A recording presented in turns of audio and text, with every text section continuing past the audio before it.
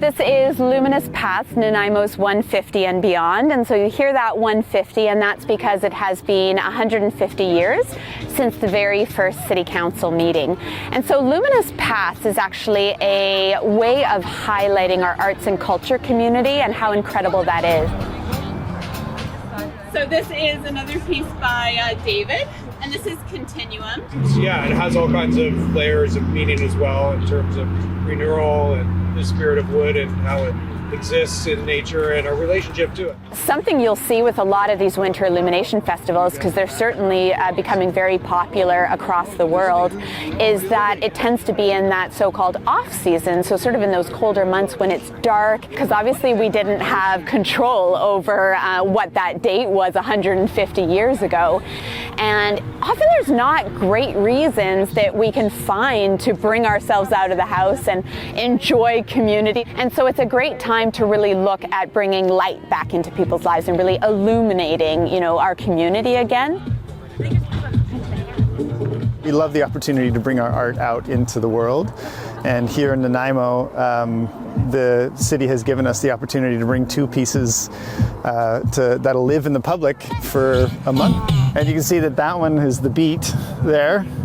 That one, yep. And then the one next to it is the snare and the hi-hat. The snare? Is this yours?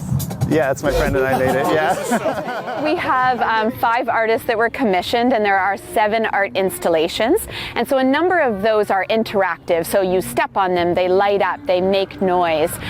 There's others that you can walk into and walk through and experience. The art is typically inaccessible. You're not supposed to touch it. So for us, we're trying to circumvent that, in that the art itself is just part of the experience. What we do is we make the lights audio reactive. So that means the sound is driving the light exhibit at the same time. And then the humans are driving the sound. So it all works together in a nice cohesive package. It's one more piece that actually has you engaging with the art, so it's really exciting and really fun. And people that might be a little bit intimidated by art or the idea of public art, this is offering you such an easy in. This artwork, quite frankly, has impact even in the light of day. We're not lighting this. This is the glow of these panels, this sort of crazy green glow. Yeah, it's amazing. We'll have those in the park available to enjoy until Family Day, which is Monday, February 17th.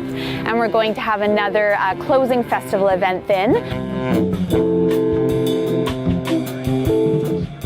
This festival is actually partially funded by the Government of Canada. When I was presenting this in our grant application, I looked at, we are looking at 150 years of incorporation, but certainly our history goes, far beyond 150 years. And I wanted to look to what the future might hold. And so in creating this event, we really looked at it as arts and culture lighting the way forward. They're essentially illuminating the path forward for us. And we created that as a very literal luminous path through the park.